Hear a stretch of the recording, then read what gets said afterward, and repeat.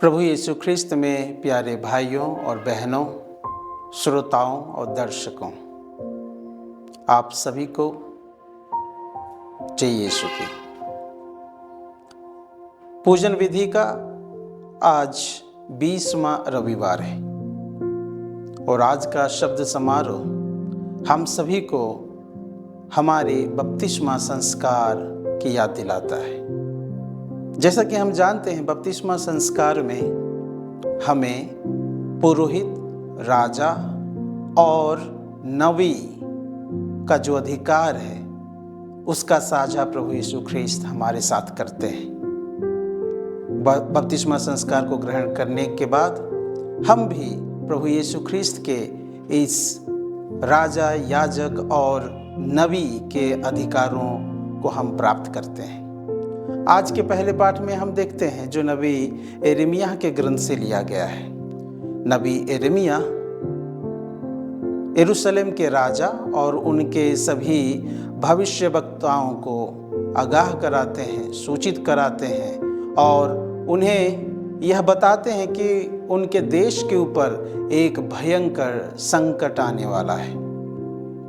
और इस भविष्यवाणी को सुनने के बाद राजा या उनके भविष्यवक्तागण, पुरोहितगण सचेत नहीं होते हैं, अपितु वे नबी यिर्मयाह के ऊपर अभियोग लगाते हैं और वे राजा के पास जाके शिकायत करते हैं कि नबी यिर्मयाह यरूशलेम देश का हित नहीं चाहता है बल्कि उसका विनाश चाहता है, और इसलिए वह ऐसी भविष्यवाणी करता है जिस पर राजा उनकी बातों को मान लेता है और यिर्मयाह को दंडित करता है। परिणाम स्वरूप यिर्मयाह को एक सूखे कुएं में, जहाँ से कीचड़ थी, वहाँ फेंक दिया जाता है। उस दलदल में यिर्मयाह को जाना पड़ता है।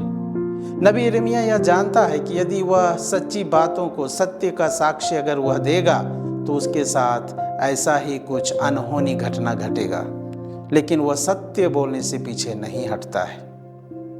नबी शब्द इब्रानी भाषा के नब शब्द से बना है।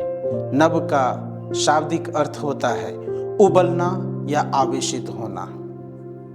किस चीज के लिए उबलना, क्यों आवेशित होना? प्रभु के वचन से वशीभूत होकर प्रभु के वचन को लोगों तक पहुंचाना, यही एक नबी का कार्य होता है।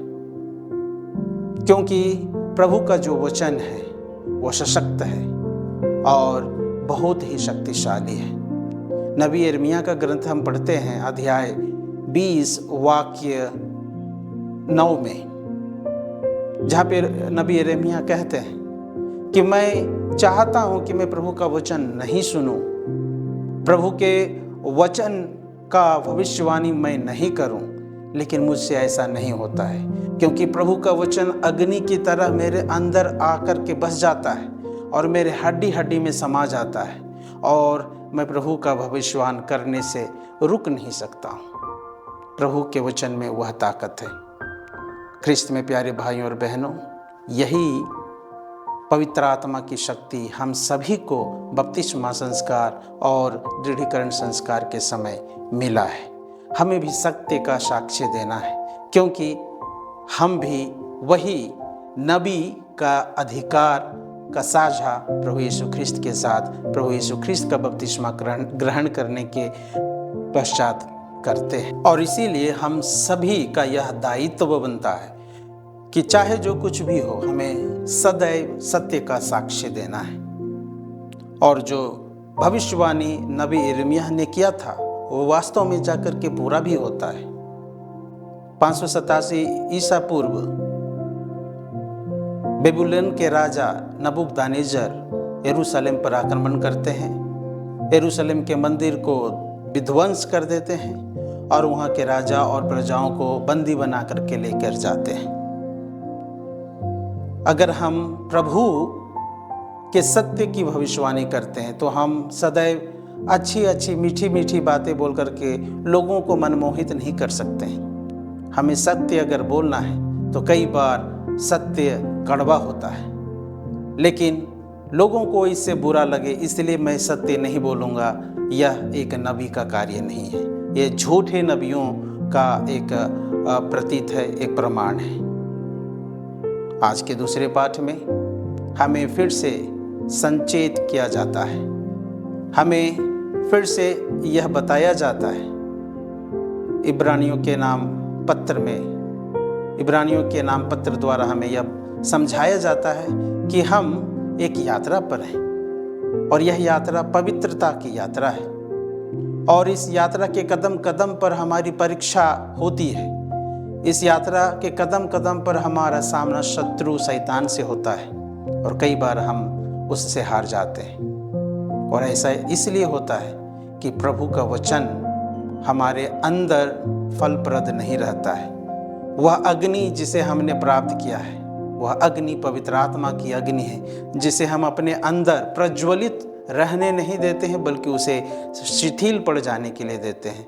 और इसीलिए हम कई बार शैतान के वश में आ जाते हैं और सत्य के मार्ग से हम भटक जाते हैं। और इसीलिए इब्रानियों के नाम पत्र अध्याय 4 वाक्य 15 में हमसे यह बताया जाता है कि हमारा एक महायाजक प्रभु यीशु ख्रिस्त हैं जो हमसे सहानुभूति रख सकते हैं, क्योंकि पाप को छोड़ अन्य सभी चीज़ों में उनकी परीक्षा हमारी ही तरह ली गई है और वे इन सभी परीक्षाओं पर विजय प्राप्त किए हैं। शैतान के हर एक प्रपंचों को उन्होंने विफल किया है और इसीलिए वे हमारे दर्द, हमारे सभी प्रलोभन जो हमारे जिंदगी में आते हैं उसे वह समझ सकते हैं और उस पर विजय पाने की शक्ति, सामर्थ्य वह हमें प्रदान कर सकते हैं। आज के सुसमाचार में हम सुनते हैं जो हम में से कई को शायद थोड़ी देर के लिए संकोचित या कईयों को आश्चर्यचकित भी कर सकता है। वह इसलिए क्योंकि प्रभु यीशु ख्रिस्त आज के सुसमाचार में कहते हैं, मैं संसार में आग लेकर के आया हूँ। तुम क्या सोचते हो मैं शांति लेकर के आया हूँ? मैं संसार में आग लेकर के आया हूँ। अब हम में से प्रत्येक यह सुन करके थोड़े अचंभित जरूर होंगे कि वह मसीह जिसके बारे में नबियों ने भविष्यवाणी की थी कि आने वाला मसीहा शांति का राजा होगा, उनके जन्मदिन पर स्वर्गदूतों ने यह महिमा गान गाया था, स्वर्ग में ईश्वर की महिमा और पृथ्वी पर उनके कृपा पात्रों को शांति। वही प्रभु यीशु ख्रिस्त अपने आशीर्वचन में कहते हैं, धन्य है वे जो मेल मिलाप कराते हैं, यानी कि जो शांति को बढ़ावा देते हैं, वे ईश्वर के पुत्र और पुत्रियां कहलाएंगे। क्या वही मसीह शांति को संसार में नहीं लाया है? यदि वे इस शांति को ना लाने की बात करते हैं तो वे किस प्रकार की शांति की बात करते हैं? हमें यह समझने की आवश्यकता है। प्रभु यीशु ख्रिस्त की शांति वह शांति है जो न्याय के लिए खड़ा रहता है। हम में से कई लोग कई बार यह सोचते होंगे कि आज की इस दुनिया में क्यों बुराई बढ़ते जा रहा है, क्यों अच्छाई घटते जा रहा है? क्या बुरे लोग संसार में बढ़ते जा रहे हैं, अच्छे लोग कम होते जा रहे हैं? नहीं भाइयों और बहनों, ऐसी बात नहीं है। बात यह है कि जो अच्छे लोग हैं वे अन्याय को देख करके अपने आँखों को बंद कर लिए हैं, बुराई को देखते हुए अपने मुंह को और अपने कान को बंद किए हुए हैं और इसीलिए अच्छाई का बढ़ावा कम हो रहा है और बुराई का बढ़ावा ज़्यादा हो रहा है, बुरे चीज़ ज़्यादा बढ़ते जा रहे हैं। आज यदि हम प्रभु यीशु मसीह का बपतिस्मा ग्रहण किए हैं, हम उसके विश्वासी हैं, तो आज हमें फिर से वही एक नबी की आत्मा को अपने अंदर ग्रहण करना है। प्रभु यीशु ख्रिस्त कहते हैं कि मैं अग्नि लेकर के आया हूँ और मैं कितना लालायित हूँ कि यह अग्नि भड़क उठे, यह अग्नि प्रज्वलित हो जाए। यह अग्नि भस्म करने के लिए नहीं है, यह अग्नि हमें उस अग्नि को याद दिलाता है जिसे मूसा ने जलती हुई झाड़ी में पाया था। झाड़ी में अग्नि आग लगी हुई थी, लेकिन वह झाड़ी भस्म नहीं हो रहा था, क्योंकि वह पवित्र आत्मा का, पवित्रता की अग्नि है। हमें पवित्र करने के लिए जो अग्नि की आवश्यकता है, पवित्र आत्मा की अग्नि की जो आवश्यकता है, उस अग्नि की बात आज प्रभु यीशु ख्रिस्त करते हैं। और ऐसा नहीं है कि यह अग्नि हमें प्राप्त नहीं, हमें यह अग्नि पहले से ही मिल चुकी है जब हमने बपतिस्मा ग्रहण किया था और दृढ़ीकरण संस्कार लिया था। यह अग्नि हमारे अंदर है, लेकिन इस अग्नि को हम तभी प्रज्वलित कर सकते हैं जब हम प्रभु के वचन को सुन करके उस पर अमल करते हैं, क्योंकि प्रभु का वचन किसी भी दुधारी तलवार से ज़्यादा तेज है या सशक्त है, या हमारे हृदय के वेदों को प्रकट कर देता है। यह शक्ति है प्रभु के वचन में। तो आइए हम प्रभु के वचन को अपने दिल में उतरने दें, प्रभु के वचन को हमारे हृदयों में फल उत्पन्न करने दें, तभी हम भी इस संसार में एक नबी के भांति हम भी सत्य का साक्ष्य दे सकते हैं। और जब तक हम सत्य का साक्ष्य नहीं देंगे तो सत्य का असत्य से विभाजन नहीं होगा।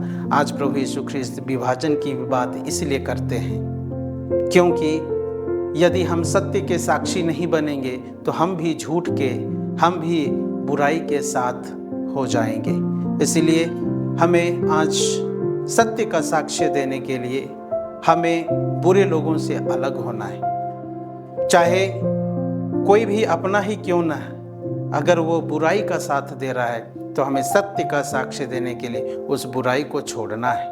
यही विभाजन जो प्रभु यीशु ख्रिस्त आज हमें बताते हैं। आइए ख्रिस्त में प्यारे भाइयों और बहनों, हम सभी प्रभु यीशु ख्रिस्त से प्रार्थना करें कि प्रभु का जो अधिकार, राजा, पुरोहित और एक नबी का अधिकार हमारे साथ, हमारे बपतिस्मा के माध्यम से हमसे साझा किया, उन अधिकारों का हम सदुपयोग करें। एक नबी के भांति हम भी सत्य का साक्षी बने।